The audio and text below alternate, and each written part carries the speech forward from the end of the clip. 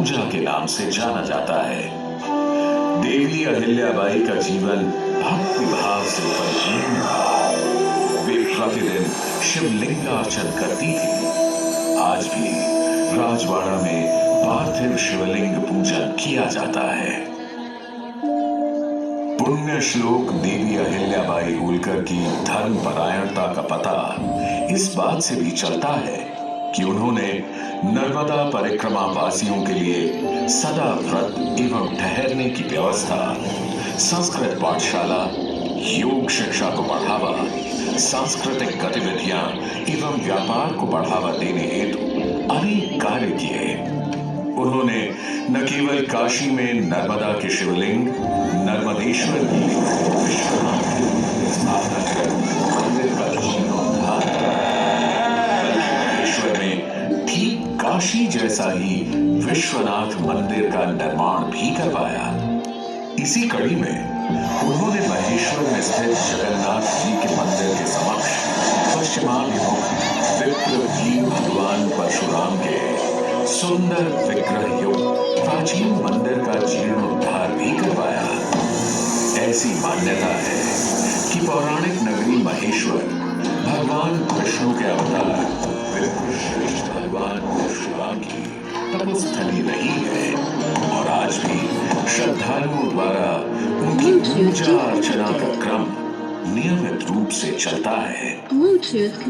हिमालय की गोद में स्थित केदारनाथ एवं बद्रीनाथ ज्योतिर्लिंग से लेकर दक्षिण में समुद्र तट स्थापित रामेश्वरम ज्योतिर्लिंग तक देवी अहिल्याबाई ने अनेक निर्माण एवं जीर्णोद्धार के कार्य करवाए।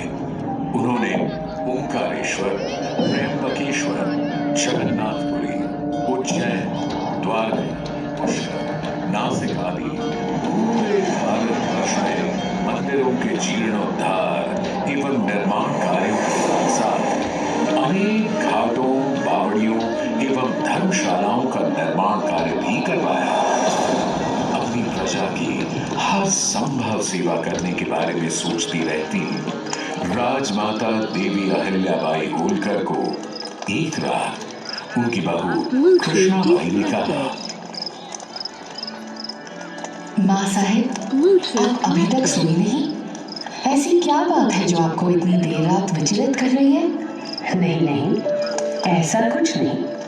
हम तो बस कुछ नए कानून लाए हैं जिनसे स्त्रियों के अधिकार सुरक्षित हो सके। अब हमारे राज्य में विधवाओं को पति की संपत्ति पर तथा पुत्र को गोद लेने का अधिकार मिल सकेगा।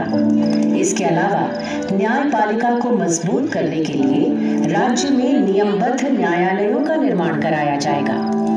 ये तो प्रजा के लिए बहुत ही अच्छा होगा माँ साहिब। पर माँ साहिब, आपने सुरक्षा के विषय में भी कुछ सोचा है? क्योंकि कुछ समुदाय समाज से खुद को अलग समझते हैं। तुम्हारा इशारा मैं समझती हूँ कृष्णाबाई। मैंने विभिन्न समुदाय के लोगों को समाज की मुख्य धारा में लाने का फैसला कर लिया है। मैं उन्हें उनकी पहाड़ी अस्थिरता से हटा ईमानदार किसानों के रूप में बसने के लिए राजी भी कर चुकी हूँ। सुरक्षा की समस्या हल होते ही हमारे राज्य में व्यवसाय में बढ़ोतरी होगी। सुरक्षा के मद्देनजर उन द्वारा महिलाओं की सशस्त्र सेना भी बनाई गई। राजमाता देवी अहिल्याबाई होलकर की नीति अनुसार सुरक्षा समस्याओं से निवारण होने के बाद महेश्वर में तरह तरह के व्यवसायी एवं कारीगर आने लगे। यह नगर अनेक बुनकरों, मूर्तिकारों एवं कारीगरों का घर बना। महेश्वर का यह क्षेत्र वस्त्र निर्माण का एक सुंदर केंद्र बना और यहाँ निर्मित महेश्वर साड़ियों की सुंदरता तो पूरे भारत में प्रसिद्ध हो गई। सदैव श्वेत वस्त्र धारण करने वाली राजमाता देवी अहिल्याबाई होलकर की पहचान एक विनम्र एवं उदार शासक के रूप में थी, जिन्होंने लगभग 30 साल होलकर वंश का कार्यभार संभाला। परंतु 13 अगस्त सन 1795 को वे अपने राज्य एवं अपने प्राणों से भी प्रिय अपनी प्रजा को हमेशा हमेशा के लिए छोड़कर पंच तत्वों में विलीन हो गई। होलकर राज्य में दरबारी पंडित खुशहाली राम ने पुण्य श्लोक देवी अहिल्याबाई होलकर के गुणों का वर्णन करते हुए अहिल्या कामधेनु नामक ग्रंथ भी लिखा, जो देवी अहिल्या कामधेनु के नाम से प्रसिद्ध है। राजमाता देवी अहिल्याबाई होलकर के कुशल नेतृत्व एवं सैन्य प्रतिभा ने आने वाली पीढ़ियों को प्रेरित किया।